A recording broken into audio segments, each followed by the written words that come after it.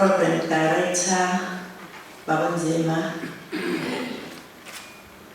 the 2D, CFO, and the DDG's Head of Ministry, Masendini, Senior Management, and all the officials working for the Department of Education, our guest speakers, leaders of organized labor, representatives of school government bodies, colleagues, Sanbonani. I'm also using a paper.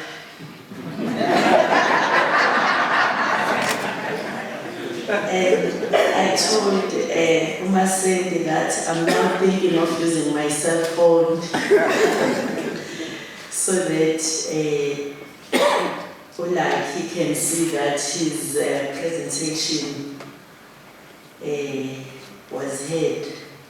But I have an experience, maybe if I can tell you the truth, coming from the legislature, I was one of those committees which changed to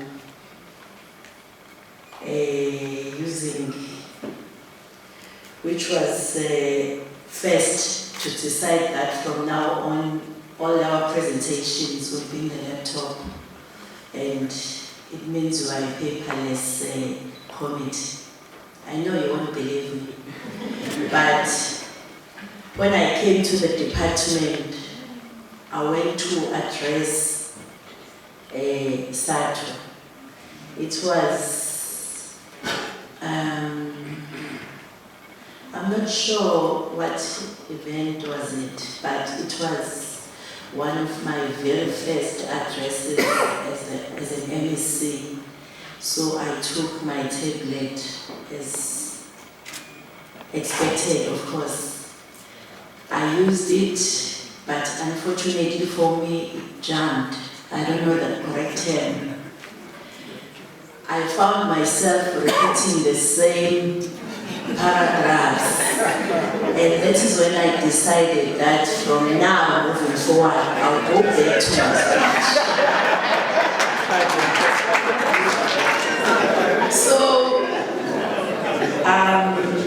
I think after today's presentation from Commission number 6, I will go back to my tablet, but I'm going to make sure of that this one is in me, so that if it jumps again, at least I have a backup. Thank you very much.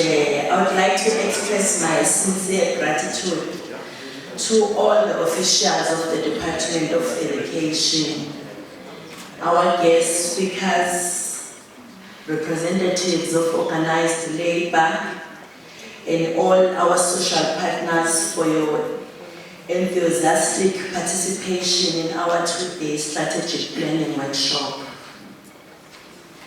In the past 30 years, the ANC-led government has made significant strides towards addressing the imbalances of the past, particularly in gender equity, improving access in education. However, we acknowledge that both areas still need considerable work. Today, as the world commemorates International Women's Day under the theme Invest in Women, Accelerate Progress, as the Department of Education in KwaZulu-Natal, once again we reaffirm our commitment to empowering women and ensuring that they are promoted to higher levels, not only within schools, but across the entire department.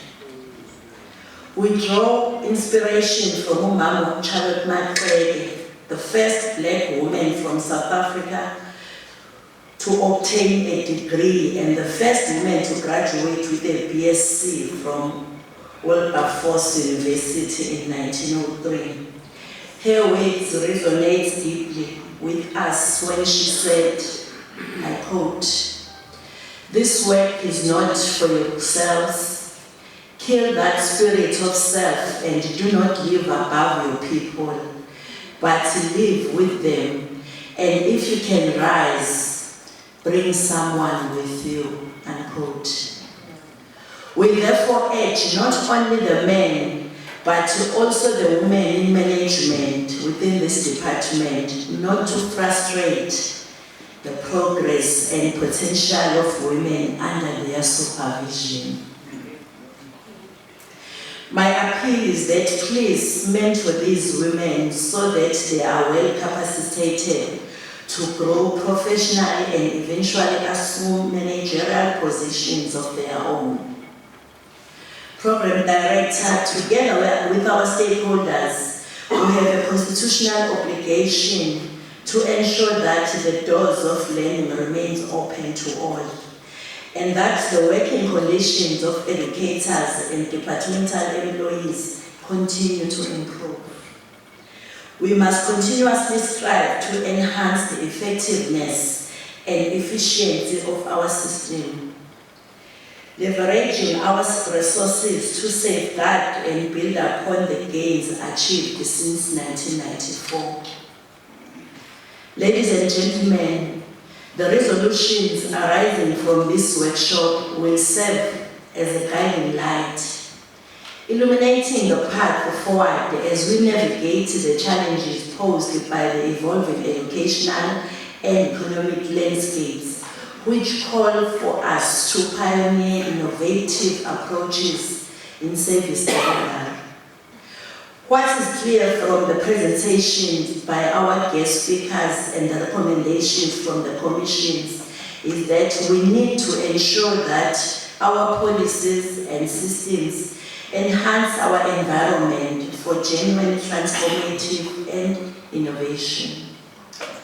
Program Director, today I'm making a clarion call to all the employees of the department to really commit themselves to working together for the advancement of our education system.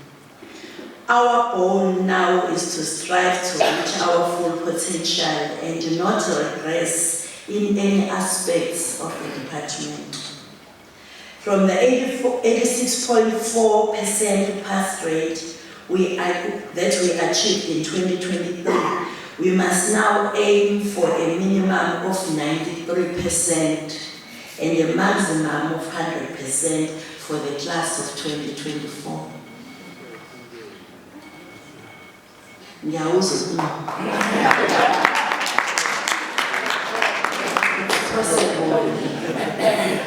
If we work together as a united force and efficiently implement all our strategic plans, we will reap great rewards, making KwaZulu-Natal's education system the envy of all others.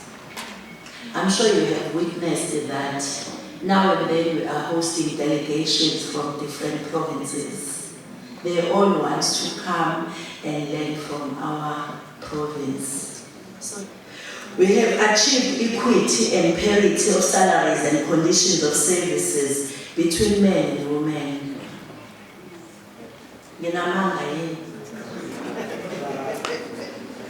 Yeah. We are getting the same salaries. Yes.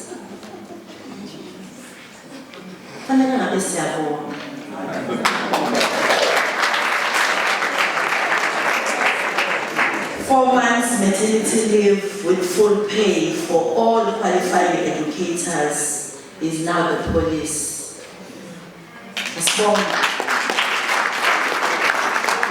Millions of learners are now benefiting from the no-fee school policy and the National School Nutrition Program, which feeds more than 2.4 million in this province alone, and the scholar transport. The reason why I'm mentioning the few points above, it's because Yenze has called the Let me start by thanking you for being part of this workshop. My gratitude also goes to the organizing committee for putting together this progressive and empowering event. Siyabonga kakhulu, ngicela sibashayele izandla. I now leave you with the words from a Pan-Africanist who served as the president of Burkina Faso, the great Thomas Sankara, who once said, as I quote him, "You cannot carry our fundamental change without a certain amount of madness." In this case, it comes from non-conformity. The courage to turn your back on the old formulas, the courage to invent the future. It took the madmen of yesterday for us to be able to act with extreme. I want to be one of those madmen. We must dare to invent the future, unquote. The success and failures of the Department of Education in KwaZulu-Natal rest on our shoulders as a collective. Let us dare not fail. Ngiyabonga kakhulu.